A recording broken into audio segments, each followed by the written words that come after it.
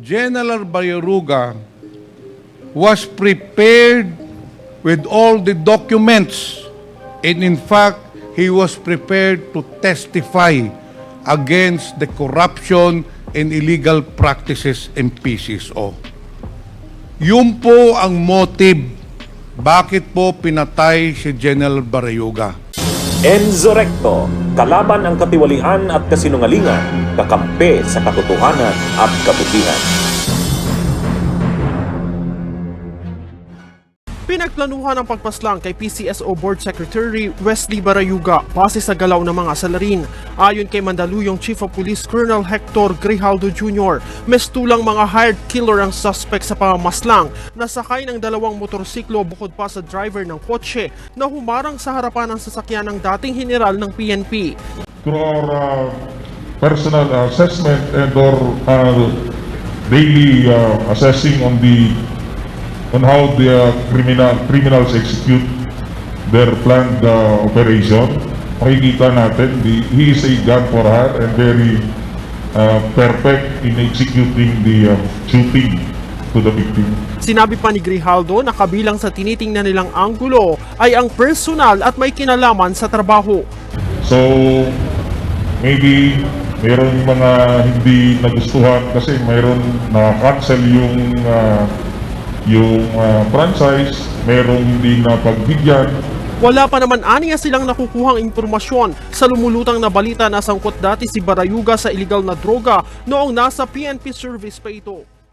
Nandito, yung po ay pangyayari noong July 30, 2020 kung saan pinaslang si Attorney Wesley Barayuga. Mamaya ikukwento ko po sa inyo or i-establish po natin, pero base sa salaysay niya para masigurado natin sino ang nagpapatay, binanggit na kanina ni Colonel Mendoza, at ang pinaka-importante sa lahat, klaklaruhin po natin kung bakit pinapatay ni Colonel Garma si Attorney Wesley Barayuga. So kung mararapatin mo lang, Colonel Mendoza, para mas maliwanagan talaga ang lahat, isa-isahin po natin yung sinumpang salaysay mo.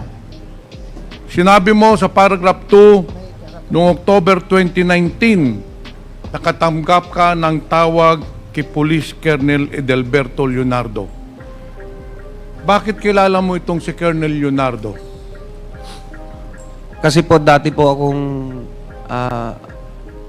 Regional Drug Enforcement Unit ng NCRPO sa panahon po ni former Chief PNP Camilo Casculan, sir. So na-assign ka sa kanya? Sa Opo, at lahat po ng RDEO chief before, may contact po sa kanya. So kilala mong personal itong si Colonel Leonardo? Opo. Nandito po ba si Colonel Leonardo sa kwartong ito? Pwede mo bang ituro saan dito si Police Colonel Huberto Leonardo? Opo. Pwede mo Katabi po ituro? ni Sir Patay. So Mr. Chair, the resource Mr. Chair, person. Pakitayo nga at pakituro mo si Colonel Leonardo. Mr. Chair, clearly the resource person has identified Police Colonel Leonardo in accordance with this affidavit. Nung tumawag sa iyo si Colonel Leonardo noong October 2019, anong sinabi sa iyo? Ayun nga po, sabi niya may pakiusap siya kung pwede tulungan ko raw siya sa isang project na to kasi high value target daw po. Ang Pero sinabi wala. niya sa iyo, nagpapatulong siya para sa isang malaking operasyon, sa isang high value target. Opo. Sa pagkakaintindi mo, nung sinabi siya iyo na pinakiusapan ka, ano ba ang ibig sabihin ng operasyon?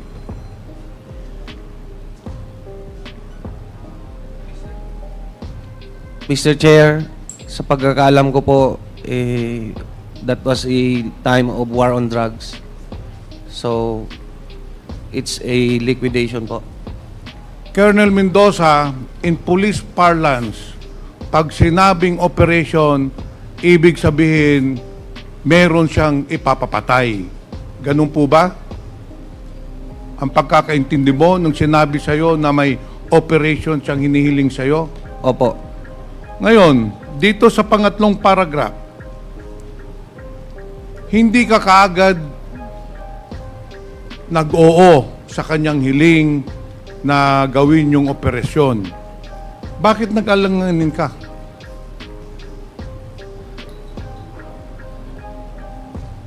Sir, wala na po ako sa RDO kasi noon, sir eh.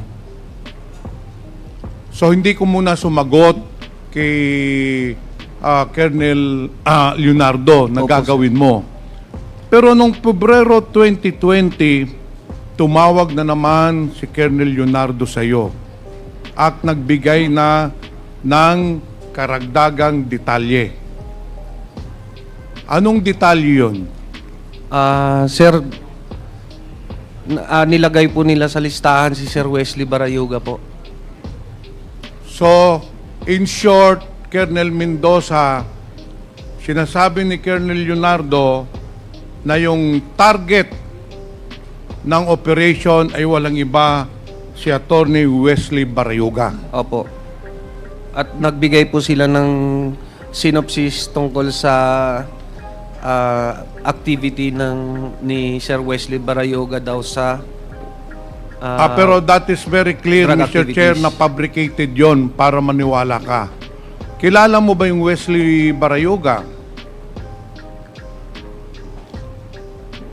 Anong time na yun po? Hindi pa po.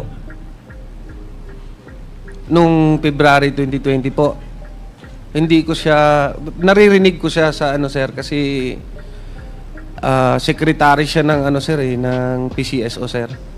Mr. Chair, yung binabanggit po ni Colonel Mendoza na sa pag-uutos ni Colonel Leonardo, si Attorney Wesley Barayuga po, for the information of everyone, is a retired police general, PMA Matikas Class 83. He was the corporate board secretary of PCSO. He assumed his position on January 24, 2018 until his death on July 30, 2020. Nagpag-abot po sila ni Colonel Garma. Si Colonel Garma naman po ay July 15, 2019 na italaga sa PCSO hanggang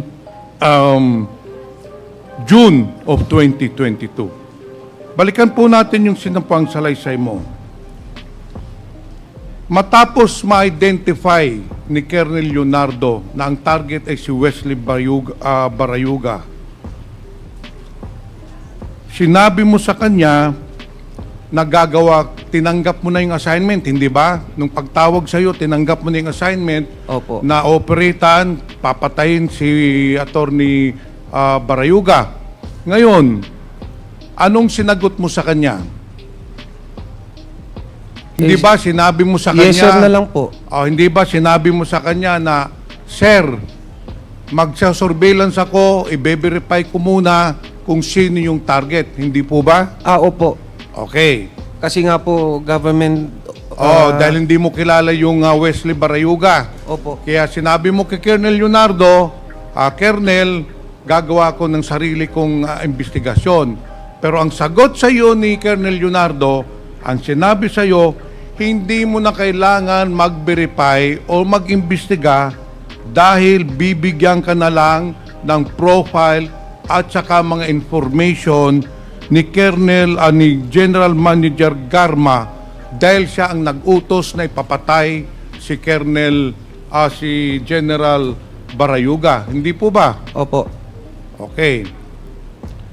Dito tayo sa paragraph 8. So inutusan ka na ni Colonel Leonardo na patayin si Wesley Barayuga. Tinanggap mo na yung assignment. At nung tanggapin mong sa assignment, sinabihan ka na ni Colonel Leonardo na maghanda ka na para sa ating proyekto. Anong ginawa mong paghahanda? Sir, nag-recruit po ako ng angkop na tao para po sa trabahong inaatas niya sa akin, sir. Para ma-comply ko po sa kanya. In short, Mr. Chair, si Colonel Mendoza naghanap na ng tao na gagawa nung pagpatay, pagpaslang kay General Barayuga. Hindi ba, Colonel Mendoza? Yes, Your Honor. At sino pong nahanap mo na makakatulong na gawin yung pagpaslang kay General Barayuga? Your Honor, ang nakita ko po si Nelson Mariano po. Ipakituro nga dito, Mr. Chair, Colonel Mendoza, sino si Nelson Mariano? Ayang katabi mo. Ito po si Nelson Mariano. Anong sinabi mo kay Nelson Mariano? Ang sabi ko sa kanya na maghanap siya ng angkop na tao para sa trabahong to, Your Honor. In short, sinabihan mo si Mr. Nelson Mariano maghanap na ng hitman. Opo. Maghanap na ng hitman na siya ang papatay kay General Barayuga. Hindi po ba? Opo, Your Honor. Bakit mo kilala itong si Nelson Mariano? Isa ko po siyang informant nung dati po sa regional, nung nasa RDEO pa po ako ng NCRPO. Bakit Colonel Mendoza siya ang napili mong na maghanap ng hitman? Kasi po, sa pagkakalam ko, siya yung may kapasidad at may network po sa ganitong larangan ng trabaho po. So sa pagkakaalam mo, si Nelson Mariano maraming kilala ng mga guns for hire, hindi po Opo, ba? opo. Ito ay nangyari nung lahat ng ito, yung pagpaplano, pagkontak kay Nelson Mariano, ay nangyari bago dumating ang COVID pandemic, hindi po ba? Opo. So ang nangyari, hindi natuloy yung proyekto. Hindi natuloy yung operation, nagantay kayo ng ilang buwan. Opo, Kasi Your Honor. nag-lockdown na nung pandemic, hindi po ba? Opo. Okay. Dito sa sinumpang salasay mo, sa paragraph 9, dahil lumipas na nga ang ilang buwan, hindi pa na-implement yung plano na patayin si General Barayuga, tumawag na naman po uli sa iyo si Colonel Leonardo at nakipag-ugnayan sa iyo. Hindi po ba? Tama po. At pagkatapos noon, tinawagan ka nung June 2020, hindi ba? Kasi yung unang tawag ni General o ni Colonel Leonardo, if I am not mistaken, was October 2019. Opo. Pangalawang tawag niya, February 2020. Nang pangatlong tawag na niya, yung June 2020 na, dahil minamadali ka na, dahil sinabi ni Colonel Leonardo, iniipit na siya ni GM Garma. Hindi po ba, Colonel Mendoza? Tama po, Your Honor.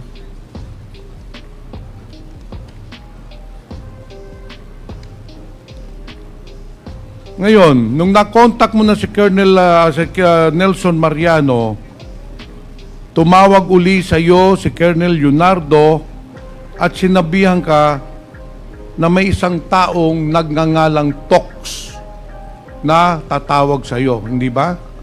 That day po yun na sa sir sa Your Honor na tumawag sa akin. The same time lang po yun. Tapos nag-relay siya na may talks na magkipag-coordinate nga daw sa amin na Yun tao ang ni- makikipag-coordinate Opo. niya sa iyo. Anong sinabi exactly ni Colonel Leonardo sa iyo? Sino itong Tox na ito?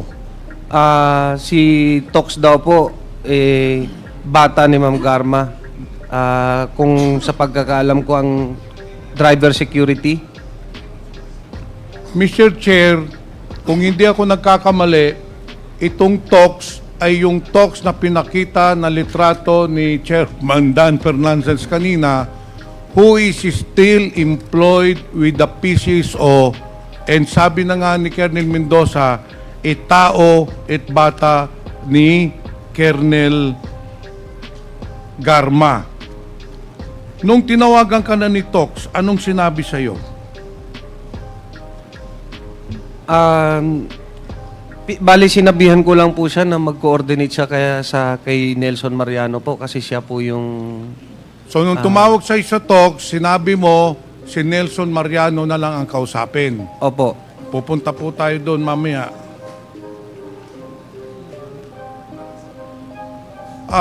Nelson Mariano, nung nagkausap kayo ni Tox, anong pinag-usapan ninyo?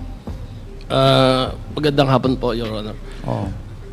Binibigay niya po sa akin yung mga impormasyon, lahat ng detalye, sasakyan, at oras ng paglabas ni General Barayuga. So in short, binigay sa iyo ni Curly Leonardo lahat ng information, whereabouts ni General Barayuga. Ang nagbigay po si Tox. Si Tox na ang Tox po. nagbigay. Ngayon, sa paragraph 12, Colonel Mendoza, nagkausap kayo ni Nelson Mariano at sinabihan kang nakahanap na siya ng hitman. Ano ang pangalan ng hitman na nahanap niya? Ang sabi ni Nelson, alias Luloy daw po. Alias Loloy. Opo. Ano naman ang sinabi ni Colonel Leonardo sa iyo, magkanong ibabayad doon sa hitman na si Loloy? 300,000 daw po galing kay Ma'am Garma. So very clear na sinabi niya yung 300 piso na ibabayad kay Loloy na yun ang papatay kay kay General Barayuga ay manggagaling kay Colonel Garma. Yung po ba? Opo, Your Honor. Mr. Chair, the plan was set from the very beginning. Tumawag si Colonel Leonardo kay Colonel Mendoza, sinabihan siya na may operation, and then si Colonel Mendoza, kinontak naman si Nelson Mariano, and then itong si Nelson Mariano, kinontak naman yung Loloy na hitman, at saka nag-usap sila ni Tox na tao ni Colonel Garma. And then on July 30, 2020, nangyari na po yung pagpatay o pagpaslang kay General Barayuga, kung saan nakita po natin sa video, 2 beses na po pinalabas. Pagkatapos ng insidente, Colonel Mendoza, pagkatapos pagpaslang, ano na po ang sunod na nangyari? Sinong tumawag sa iyo? Tumawag ko sa akin si Sir Leonardo na may binibigay po daw na pabuya si Ma'am Garma. Tumawag sa iyo si Colonel Leonardo na sinasabing meron ng 300,000 pesos para ibayad dun sa hitman na nagpaslang kay General Barayuga. Yung po Opo. ba ang sinasabi nyo? Opo, Your Honor. So sinong tumanggap ng 300,000? Si Nelson Mariano po. Sinong nagbigay ng 300,000 sa iyo, Nelson? Si Tox po. Si Tox. Pagkatanggap mo ng 300,000 pesos, ano na ang ginawa ninyo doon sa 300,000 pesos? Tinago ko po yung 60, binigay ko kay Colonel Santi yung 40. Yung 200 binigay ko kay Loloy sa Santa Mesa. Itong si Tox, kung makikita ninyo, ay makikilala pa ba ninyo? Opo. Mr. Chair, since we already have the picture of this Tox, who is allegedly a person of interest, dahil ito ang nag-contact kay Nelson Mariano, nagbigay ng order na patayin si General Barayuga, at ito rin po ang nagbigay ng pera na 300,000 pesos. Mr. Chair, I just would like to point out that at the time that General Barayuga was killed, there was an ongoing investigation by NBI regarding the corruption in PSSO. Most specifically, in the operations of STL, Small Town Lottery. In fact, bago po siya napatay, itong si General Baryoga, according to NBI officer in charge Eric Distor, General Baryoga was prepared with all the documents, and in fact, he was prepared to testify against the corruption and illegal practices in PCSO. Yun po ang motive bakit po pinatay si General Baryoga. Yung nakita po niyong pick-up kanina na sinakyan ni General Baryoga was given by Colonel Ruyina Garma to make sure na ma-identify po si General Baryoga. Kasi si General Baryoga, wala hong sasakyan yun.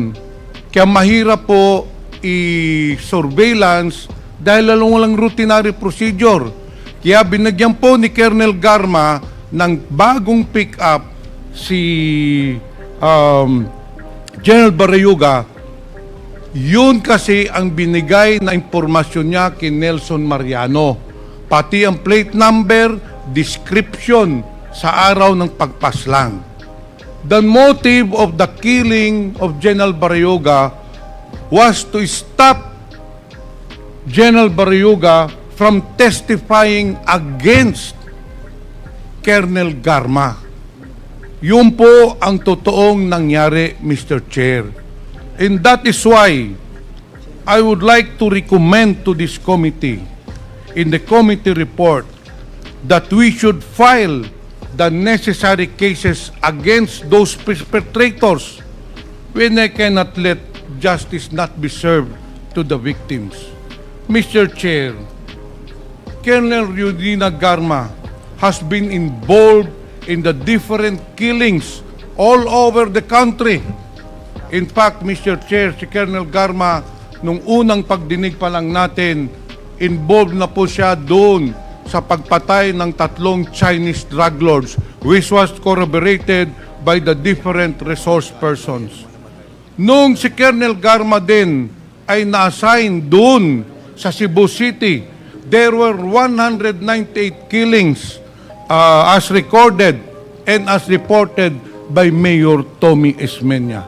And ngayon po, klarong-klaro po na ang mastermind ng pagpatay kay General Baryoga walang iba po kung hindi si Colonel Garma in cooperation, in cahoots with Colonel Leonardo based on the testimony of our 2 resource persons. Mr. Chair, Colonel Garma is a woman disguised as a meek lamb, but deep inside her, she is a ruthless killer, killing without mercy innocent people, killing without remorse innocent victims, especially on the war on drugs. Kaya, Mr. Chair, I appeal that we should include in the committee report to file murder charges against Colonel Garma and Colonel Leonardo. Thank you, Mr. Chair.